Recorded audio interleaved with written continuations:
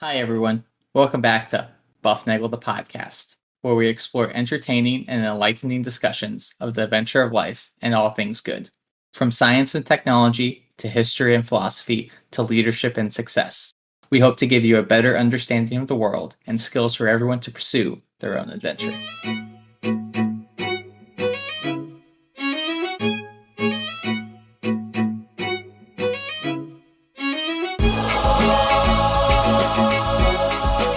All things good. All things good. Ladies and gentlemen, welcome back to Bufnagle the podcast, where we talk about all things good in the pursuit of the adventure of life. I'm Harry. I'm returning from a brief hiatus. I'm excited to be here to investigate Rafe's Bufnagle the field trip report for his time in Europe. Rafe, I'm great. This is we talked a little bit before we started. Like, is this the field trip? No, this is the trip report. This is the official trip report from the Bufnagle trip to the Bufnagle Executive Committee. The executive suite paid themselves this year, and us low-life co-hosts got relinquished just to Fayetteville, North Carolina. No, you'll get a T-shirt that said the Bufnagle Executive Team went to Florence, and all I got was this lousy T-shirt. No, there's actually their little goodies coming your way, but you will get them when you get them. To quote the Incredibles.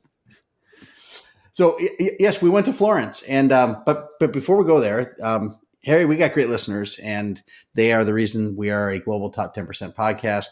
As always, they and you can reach us at buffnagle@buffnagle.com. Tell your friend to listen, get a free episode, give us smiley stars, all that stuff. I'll save you the spiel. Do good for us. We'll do good for you. Scratching backs, all that kind of. You might get a lousy T-shirt. You might, when the merch store gets up and running, we will put that sort of thing. We tried the merch store a couple of years ago, and Jamie gave you guys custom coffee mugs for the whole family. But that was just a prototype, Harry. That was a prototype thing. It was a great prototype. Our Bufnagle, whatever those tumblers are still in use, and they get regular. They are the top quality stuff there. And so if you're out there and you want to support the Buff, send us $10 and we will send you a customized Bufnagle mug. Just give us your address and your favorite color. We'll try to make and your bank account information. And social security number, address, phone number, and all that stuff. And then we'll get you a cup. We'll take good care of you. We'll take good care of your accounts and get you a mug.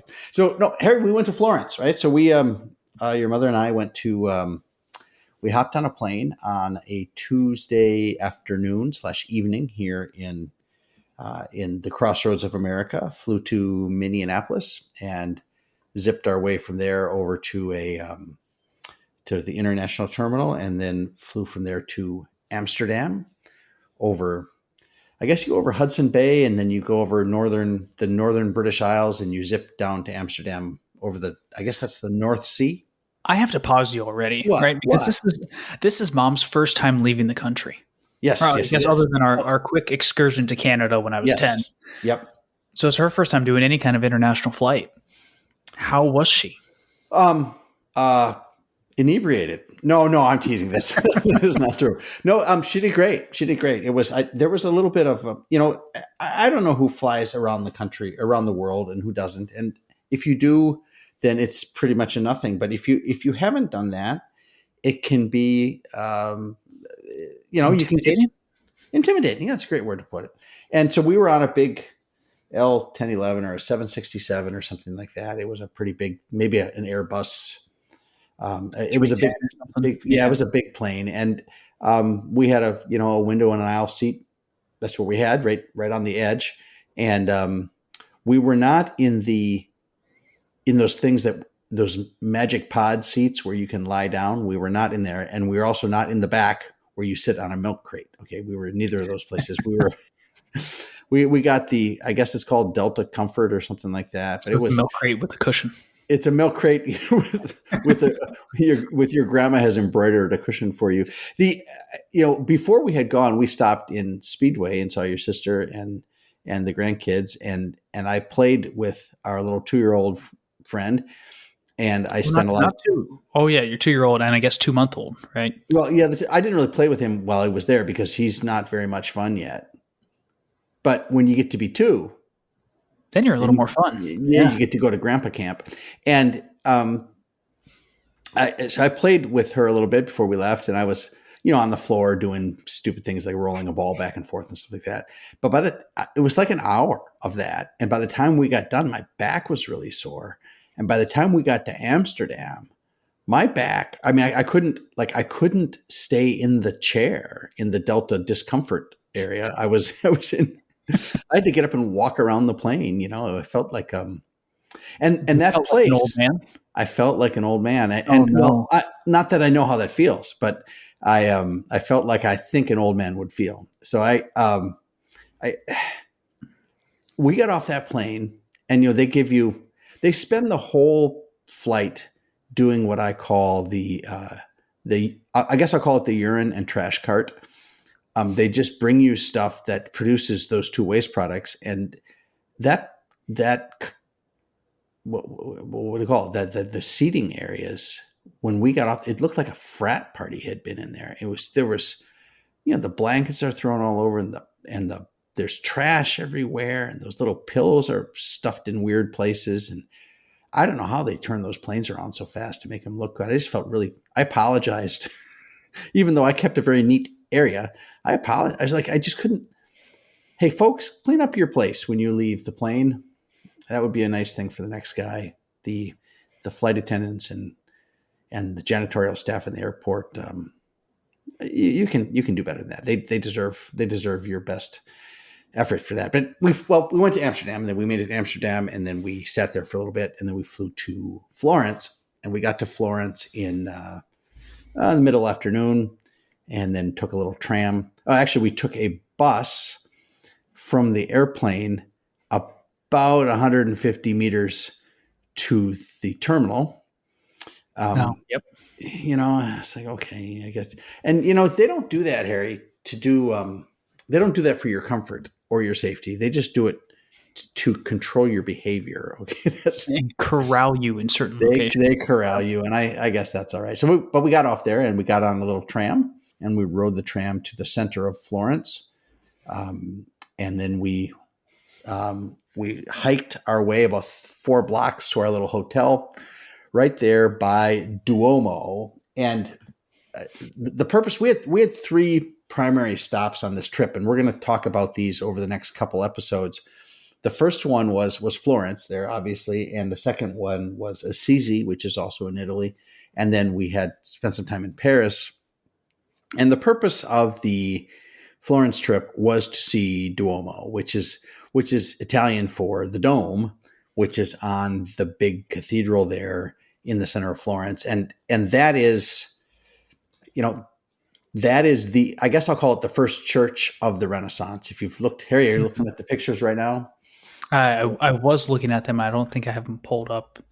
Now I do. Yeah. So this is for those of you, I guess here's the thing. Is for those of you who have been there, you're nodding along and saying, oh yes, this is awesome. And for those of you who haven't been there, you're like, which one is this? This is Duomo in Florence. It's a gigantic cathedral built. It started in the late 1200s. Construction was started on September 8th, 1296, and was officially completed. The church was dedicated on the 25th of March, 1436. So my math says that's about 140 years of construction time. And what's interesting about this, what's interesting about it, if there's so much stuff that's interesting, you can spend several days doing Duomo. What the big thing about this is when they started construction of the cathedral, they knew they wanted to build this gigantic dome on the action end of the of the church, and they had designs for this gigantic dome, but they didn't know how to build it. But they figured, by the time we have to build it, we'll probably understand how to. Yep. That's exactly what they said. And They, like I said, September 8th, 1296. Now that is, for those of you, the church is, I call it the first church of the Renaissance, but it's officially called Santa Maria del Fiore, which means Our Lady of the Flower. And Florence is the flower. It's the flower of Italy. So that's, it's kind of a little self-aggrandizement for the Florentines, but it's also a hat tip to the Virgin Mary. And September 8th is traditionally the feast of Mary's birthday, as it follows exactly 9 months from the Feast of the Immaculate Conception on December 8th. So for those of you following along at home, that's not an arbitrary date. That was picked on purpose. And the dedication was the 25th of March, 1436, which is, of course, the Feast of the Assumption. The Annunciation, which happens 9 months after, 9 months before Christmas. Prior to Christmas. So you have these two Marian days for the start and stop of this thing, 140 years apart. And there has been construction on that thing multiple times since then. Okay, 1436 was like 600, was almost 600 years ago, right? So 2036 will be 600 years. So this thing has been standing in I'm going to use air quotes here. It's been standing in a completed fashion for almost 600 years. And Harry, this thing is really big. Okay, it's 153 meters long, which is about a little over 500 feet. It's 90 meters wide, about 300 feet at the transept, the part that goes across at the front. And the dome is 90 meters high, which is another 300 feet high. It's 400 some steps to the top of this thing. And, most of Florence it's not a downtown that has, 70-story skyscrapers. This is the big thing in town. And when you fly in to the little airport there in Florence, you can see this thing dominates the old. Well, even just pictures, right? A lot of times we have the phrase, the pictures don't do it justice. Even in pictures, this is a massive building, right? It's like looking at what's the name of the building in Dubai? The Dubai building, right? The Dubai Tower, the one that we're talking about, right? Yeah. It looks like that one, but with more, I don't know, I want to say ancient Roman, I guess Roman, Italian. It's Renaissance. Yeah. It's Renaissance stuff, okay? And this is credited as being the first one that really came out of past Gothic stage into this more Renaissance-y, more true to life paintings and less fire and brimstone and more glorious stuff. It's a really big church. The walls on the outside are covered in red, white, and green marble. It is a remarkable. It doesn't look like your typical church from the outside. It's got these geometric patterns and these stylized flowers on the outside. And the facade in the front actually was done originally in 1436, but it was redone in the 1800s. And it is just, when you're walking around these little streets in downtown Florence, which are very narrow, right? Very narrow, cars typically only one way, sidewalks about maybe 24 inches wide on each side. The cars don't slow down. It's a European, very old European city that mixes automobiles and humans, except the area right around Duomo, which is all close to automobile traffic. But it is, when you walk around I forget what street it is, you come out around the corner and there is this monstrous, gigantic, words cannot do it justice for how big and impressive this building is. And it sits there in this plaza that's dedicated to the cathedral. And opposite the front doors of this thing is the thing called the baptistry. And those of you who saw the Tom Hanks in the Dan Brown Inferno movie will see there were a number of I guess I'll call them important scenes that took place in the baptistry that's located right across the street. And Dante, from Dante's Inferno, he was baptized there, as were all Florentines prior to, I don't know, the last 100 years or so, they were all baptized there at the baptistry. It's this big octagonal building that sits, across the street, or actually just across the plaza from the main cathedral. And it is this gigantic building with a huge baptismal font inside. And then, of course, artwork and mosaics that are literally breathtaking here. It is words do not do it justice. You keep saying that words don't do it justice, but I don't think I've talked for the past 5 minutes. Well, that's like, I'm trying to find words, and I keep striking out. And I was also going to say, you were talking about this red, white, and green marble, the size of these buildings, even the baptistry, right? So just to give our listeners more of a mental view here and trying to paint an image, all of the other buildings around Duomo are anywhere between 3 and 4 stories tall. Right. The baptistry, which is probably maybe an eighth of the size of the cathedral, is taller than all of the other buildings around it. Just the baptistry across the street. Right. And it only is the height of the initial front facade of the church. Right. And the whole component there, the whole cluster of things there at where the Duomo is, there's a bunch of them. And collectively it's called Opera di Santa Maria del Fiore, which means the opera is the work. This is the work of Our Lady of the Flower, and that consists of the cathedral with its dome. There's a bell tower on the front of the cathedral itself, the baptistry across the street. There's a museum behind Duomo where, like, they had all these gigantic marble statues that were on the cathedral on the outside, and over the centuries they started eroding, because that's what happens when rock is outside in the rain. So eventually they took them down and they put up replicas, fake ones, in some other, either concrete or something else. And they took the originals and put them in the museum.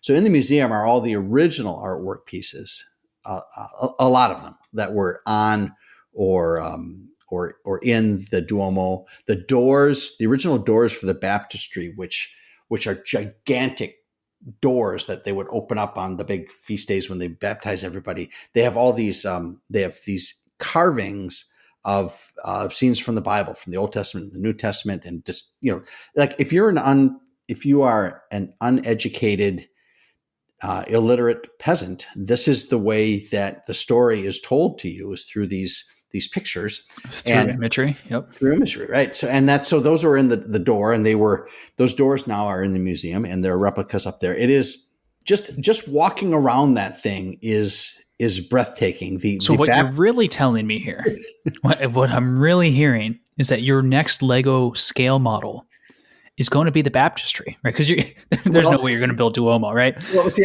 and I did look that up. Obviously, this is who has built a Lego Duomo, and people have done that. And the question becomes at that point, because there's such detail in the ornamentation on the outside, that to do it, the idea of selective compression comes in again. This idea that you have to create the feeling of what this object is without somehow using all the detail. So the important thing about Duomo are obviously the dome, the general shape of the church, the bell tower, the octagonal baptistry across the street. But you can't, that there is so much detail in the marble, the little green stripes and the red stripes and the white stripes on the outside. If you tried to scale up or scale down even all of those little components, I don't think that a model of that thing would fit in my office. It would be so big to try to get. See, that's why I'm looking purely at the baptistry here, right? Okay. And for listeners out there, when Rafe's talking about this scale of decompression, usually what you do when you're building these scale models is you have to pick the smallest piece of detail that you can define. And then that becomes your scale model, right? So if I'm building a house and I want to bring it down to size, I decide, okay, I want my house's windows to be 1 block tall. And then everything else fits around that scale. So you could probably do something similar here. And I'm looking at a side view of the baptistry, and maybe you pick something a plate high with or 2 plates high for all of this green marble. Yeah, well, and that's where it becomes. And when I looked at the model, it becomes huge again. Right. Well, so even regardless. Right. So when I looked at the Lego model of the church, they had done essentially that. They had said we can't give all the different stripes and details there on the church, so we're going to make it mostly white, and we'll the big stripes that are in there we'll include those as very narrow little plates in Lego. But it is a remarkable building, and just from the outside, and inside it gets even better. It is like, I think it's the 3rd largest church in Christendom, something like that. It is monstrously huge. Going back to the baptistry, I want to say a couple of things there. There's the floor has this, and the floor and the ceiling have these mosaics on them. On the floor is this huge zodiac display, and you can see them like, here's a ram, and here's 2 twins, and here's a lion, and all these things, and of course, as it should be, Aries points east. So if you want to know where the area, that's because that's where spring is. That's where we start things on the astrological calendar. The anti-pope John the 23rd is buried in the baptistry, which is a story unto itself. There was the schism in 1056. 59? Well, 1056. Well, before the Norman conquest, there was a split between the Eastern Church and the Western Church, but then there was another split in the Western Church, the Western Schism, in the 1300, 1400 timeframe. So when this thing was being built, there was question about who was the official successor to St. Peter. There were multiple, one of the popes died, somebody got elected, some other people said, we don't think he's justified to be pope, so we're going to break off, we're going to elect our own pope. And then another group said, you guys are both wrong, we're going to elect a 3rd pope. And then there was this big argument about who should be pope. And they reconciled that by wiping them all out and then making a new guy the pope. And I think that was Gregory the 12th. But that will be, there's an episode right there. Everywhere we went, I was like, that could be an episode. That could be an episode. And I'm sure Mom loved that. She was like, would you just appreciate their work instead of writing all these notes? And I said, well, it was incredible. The dome. Okay, so this dome, if you're going to build a concrete dome, there's like, the way to do it is you say, well, I'll build a shell that's I'll make it out of wood, all right, and I'll make a big round half circle thing, and I'll pour concrete on the top, and then I'll put some reinforcements in the concrete, and then when the concrete sets up, I'll remove the scaffolding and the support thing, and I have a dome. And they had done this to domes a lot, but they thought, when we're trying to do this in Florence, they said there's not enough wood in Tuscany to build a scaffold and support structure to do this. So we have to come up with a different plan. And that's why, they started building this cathedral. And for a long time, the building sat unfinished with just the walls up and the main roof over the main, I guess, the place where they just had a big tarp, right? And it's just sat on top. No, it was open, Harry. It was open. It would rain in there and snow in there, and birds would come in. It was just, lions and tigers and bears. Oh my! And they would, and finally, this guy, enter one Filippo Brunelleschi, and he came in and he said, "I think I know how to do this." And what he did is he built two. He said, "We're going to build 2 concentric domes. We'll build an inside dome and an outside dome, and we will lay the brickwork in this kind of shrinking radius herringbone pattern. So we're going to lay this thing in there, and then we're going to put the concrete on it and in it, and we're going to reinforce the inside dome to the outside dome, and they're going to both support each other. But between these 2 domes, we're going to have passageways and staircases that take you up to the top." And we got the tour that took us to the top. These 2 domes differ in diameter by about 30 feet, which means their radii are about 15 feet different. So between these domes, there's this cavity that houses this staircase. And you're walking, there are places where this staircase is, I don't know, it's 20 inches wide. And if you are a gigantic person, I don't think you can get up there. There were places I was like, I don't know, like I have some big friends. I don't know how they get through there. It's just incredible how narrow some of those passageways are. And the other ones, like you're kind of going around sideways up the edge of up the outside of the inside dome of this concrete thing. Mm-hmm. There's this little metal handrail, and like the outside wall is like right over your head, and the inside, and it's squeaking as you're using it. Yeah, and it's been sitting there almost 600 years. And you climb up these stairs, and as you keep going up, it stops. It's less and less steep as you get higher because you're getting higher up inside the dome. And the last, 30 steps or so, it starts pretty vertical and kind of levels off almost to flat. And then you're right on the tippy top. Right on the tippy top. And you can poke your head through like a little window right on the top? No, you climb up a metal spiral staircase, like 2 or 3 revolutions up, and you pop out of this little door on the top. And you climb out on top of the dome. And there's this cupola up there with more marble carvings and more fanciful stuff and a big lightning rod because that's always an issue, right? And there's room up there for, we were like they send you in groups up, like sure, you guys go up and you go up single file, right? Because there's no room to pass each other as you're going up. And we march up to the top. We get to the top. We were one of the first people out, and then more and more and more and more people have come up there. And I'm like, oh, holy cow! There's a finite amount of room up here, folks. And the other people are like up there and leaning against the railing. And I'm like, no, I'm going to stay right in the middle. It was a spooky climb. You get to the top, and there's like 100 people up there. I think up on top. There were a lot of people up there, and I was thinking, wait a minute, each of these. What happens if we all jump?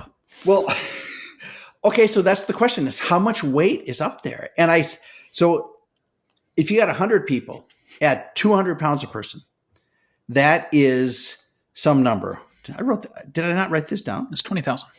Yeah, it's 20,000 pounds, which is 10 tons. 10 tons of human mass climbing up on top of this thing.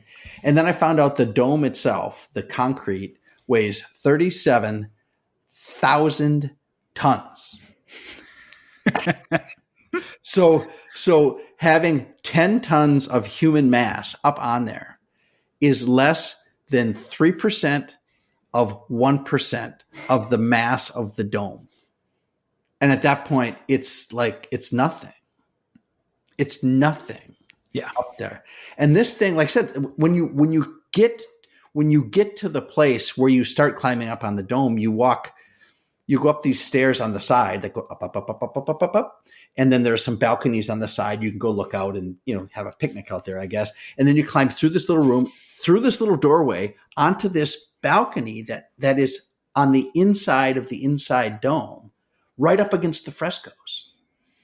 And they probably say do not touch. Well, they do say do not touch because there's like plexiglass on the inside, so you can't touch them.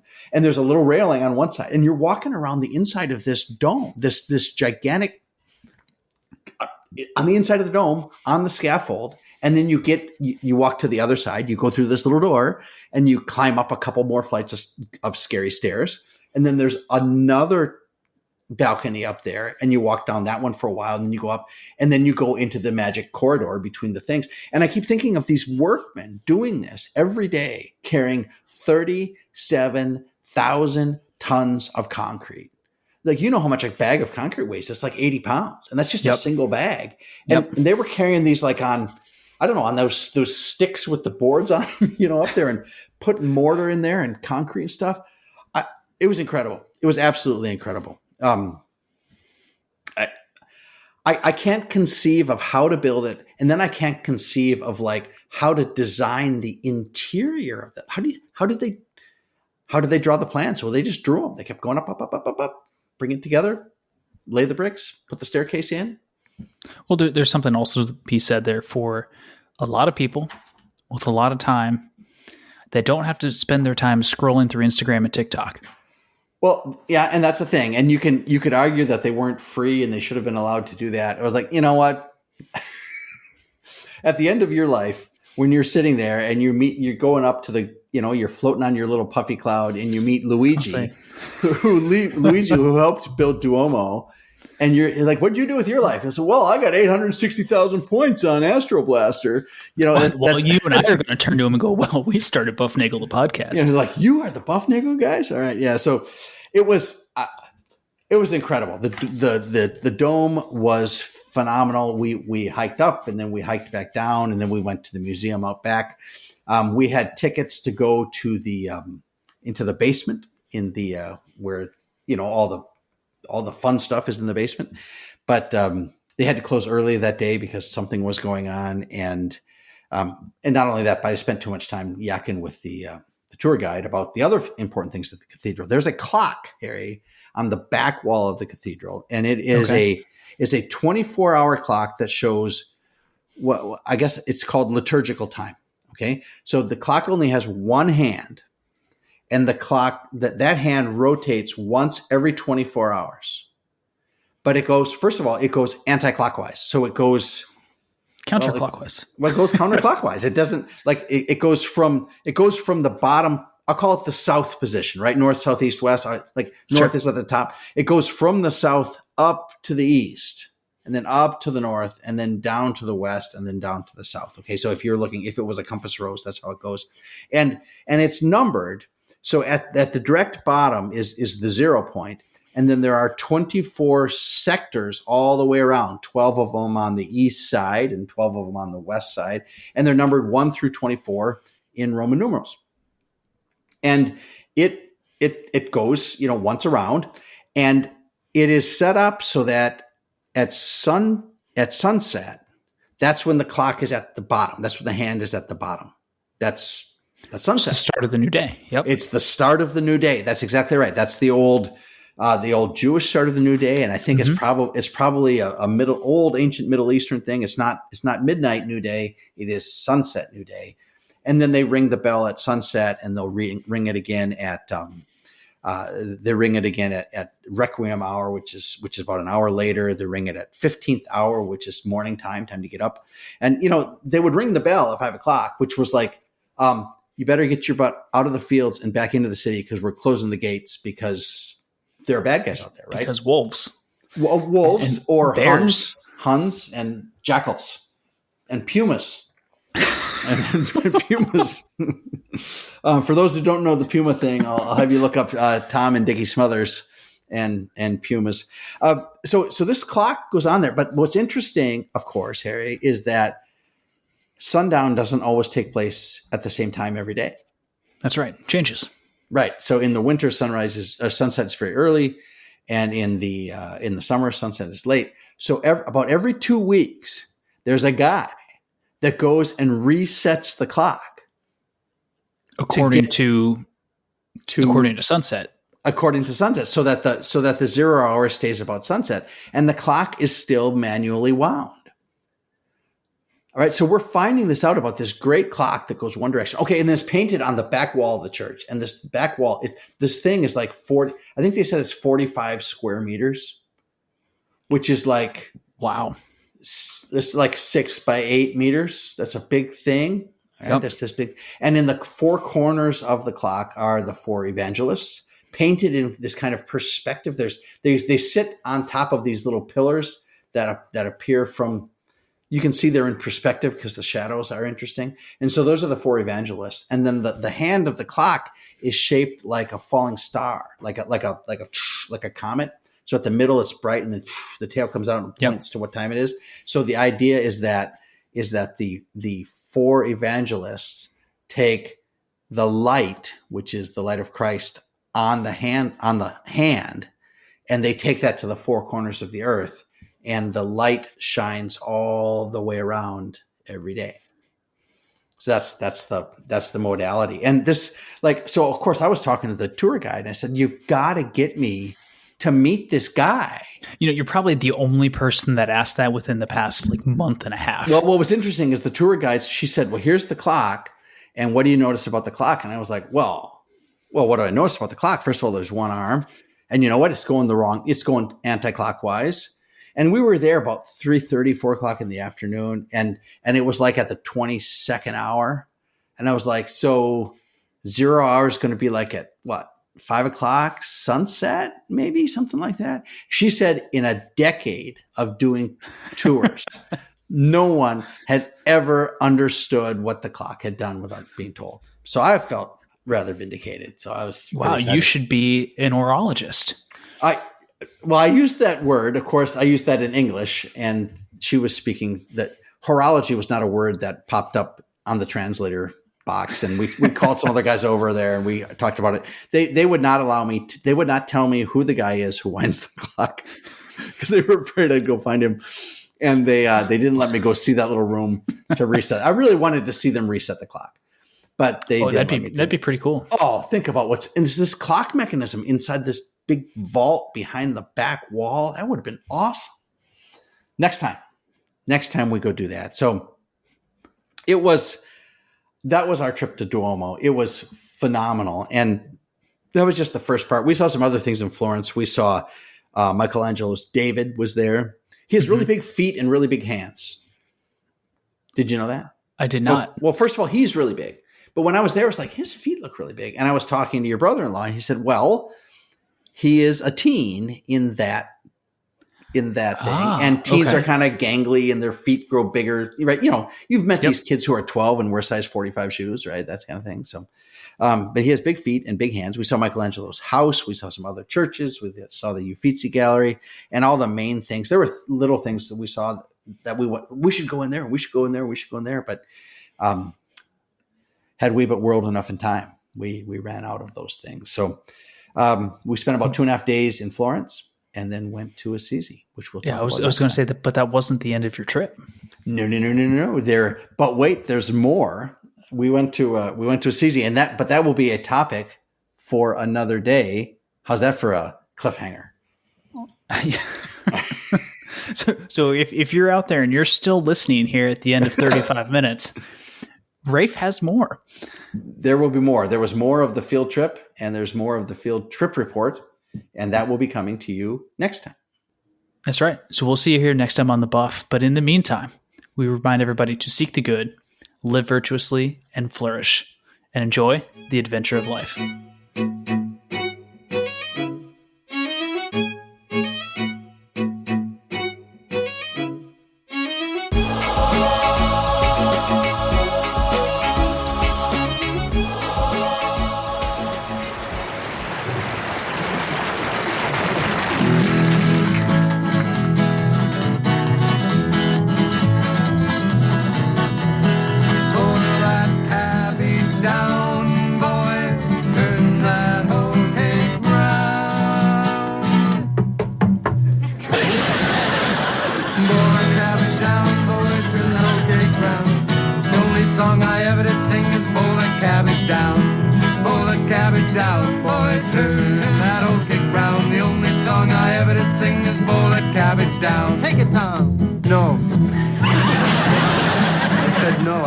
Take it. You're supposed to take it. Aren't you a folk singer?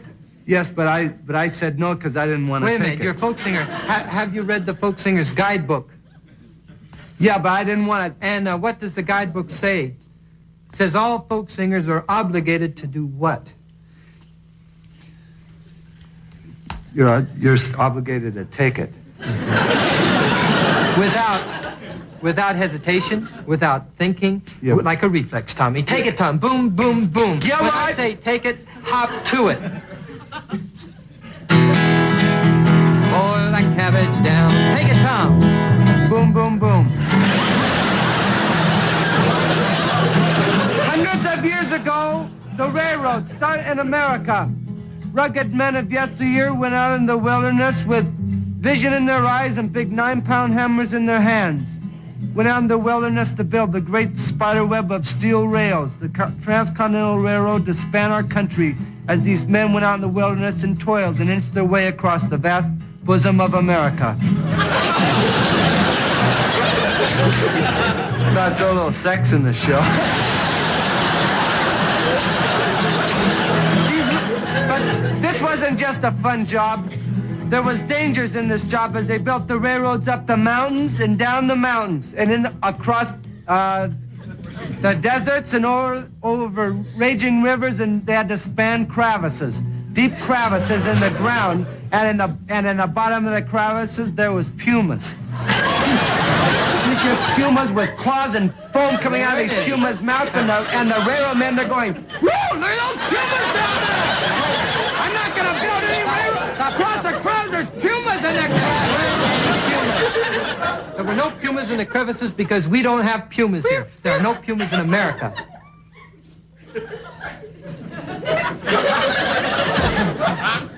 Well, maybe some came over to visit. They don't visit. Now, if you want to keep your story truthful, you get rid of the pumas right now. I'm not going down that crevice. Well, there was these vicious beasts in these deep crevices, and these railmen said, "Well, look at those vicious beasts in the crevices. They look like pumas." But they weren't. And they were sore afraid. Yet the railroads were completed. Yes, the transcontinental railroads were completed, and a big feast was transpired for these rugged railroad men. And the sole subsistence for this big feast for these railroad men, the sole substance was hot cakes boiled in cabbage juice. It's not so popular now. They have to sing about something else.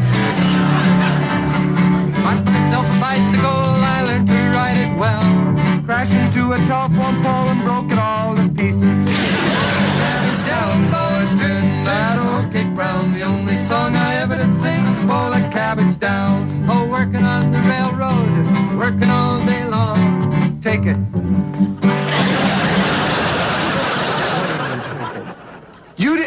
Have you ever read the Folk Singer's Manual? It says when someone says to take it, you're supposed to take it. I said to take it, and you didn't take it. I'm sorry. I'm very sorry. Really, I'm sorry. Well, don't get belligerent. You didn't take it. I said I'm sorry. That's all I can say. I'm sorry. That's okay then. Don't make any more mistakes. Working on the railroad, working all day long. Take it. Working. Pour the cabbage down.